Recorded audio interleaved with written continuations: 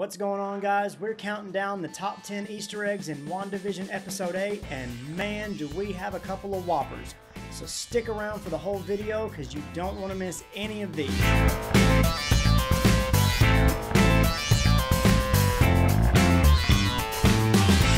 If you like what you hear, please subscribe to our channel and turn on notifications so you won't miss any of our new content when it drops. Now let's get to the good stuff. It's all Agatha's show now as we're treated to a new purple Marvel logo in the absence of a standby logo at the end. These may not seem like much, and you'd be right, but the payoff is an Easter egg near the end of the episode. As Wanda runs out of the sitcom set, we see the "silence while the red lights are on" sign and the red light lit up. Prior to this, when Wanda sees the lights of the TV stage, Agatha disappears, maybe teleports out of this scene. The next time we see her is in the street with the twins. If the red light is still on, does that mean that the show's still going and Agatha is still pulling some strings, trying to get Wanda to use her powers?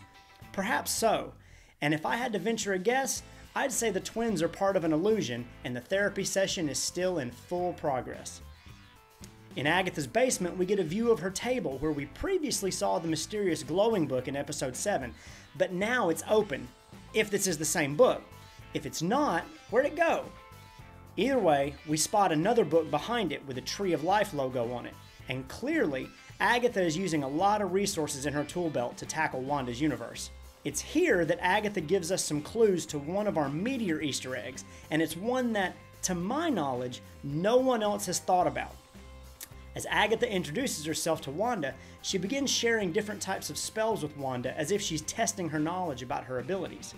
These examples Agatha uses, along with the skills she's actively using in this scene, are all examples of the 7 wonders, which are a specific set of skills that witches can master to show their strength and power.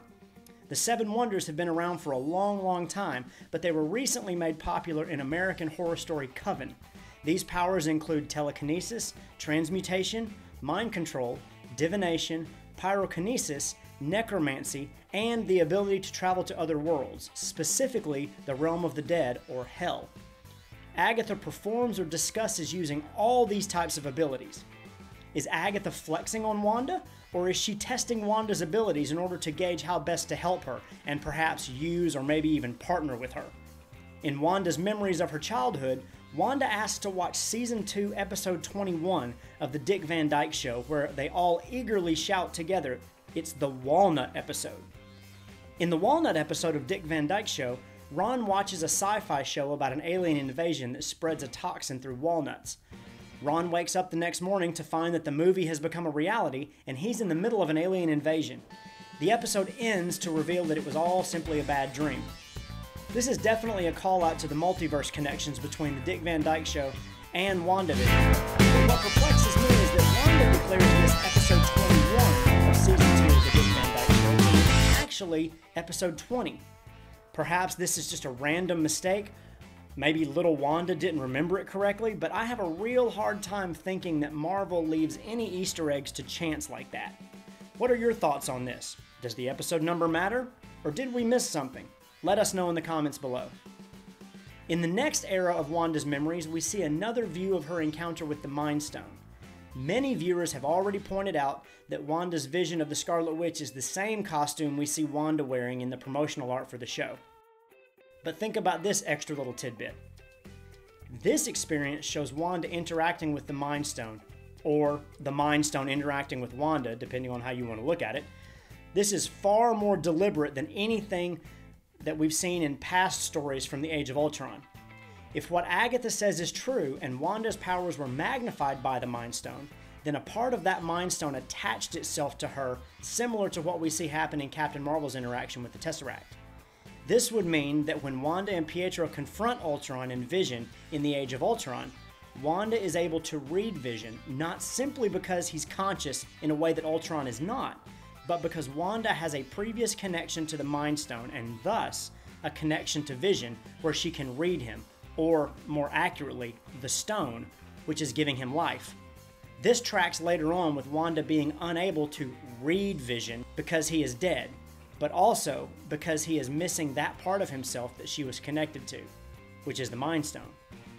Later, when Wanda's world is created, we see Vision born out of Wanda's power, but with a Mind Stone colored effect. This means that Vision is real, and that the Mind Stone portion of Wanda's powers inside her was able to recreate Vision. This is why he has no memory of past events, but recognizes Wanda.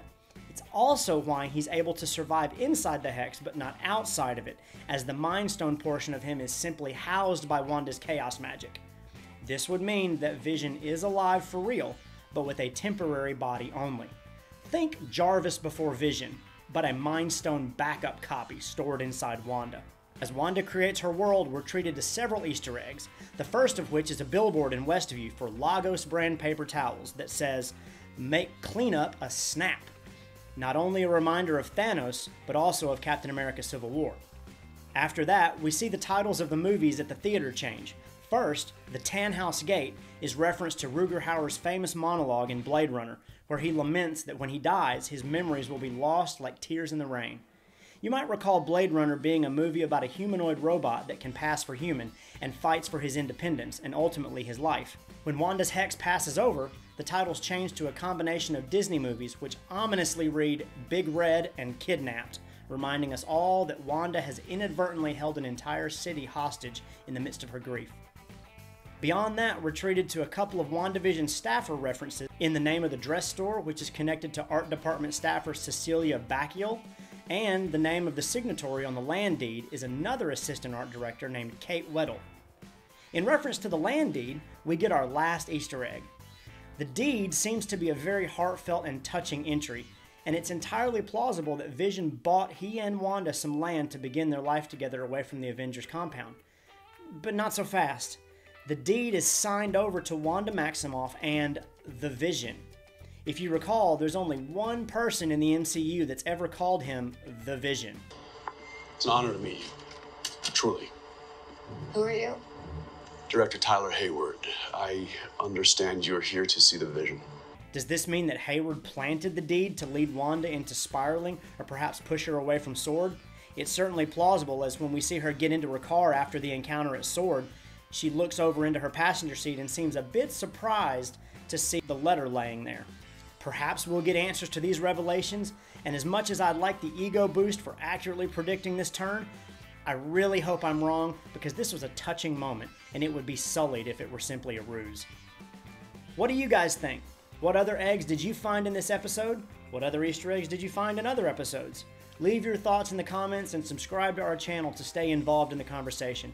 And don't miss our season finale predictions coming out soon. Thanks for watching. We'll see you again soon.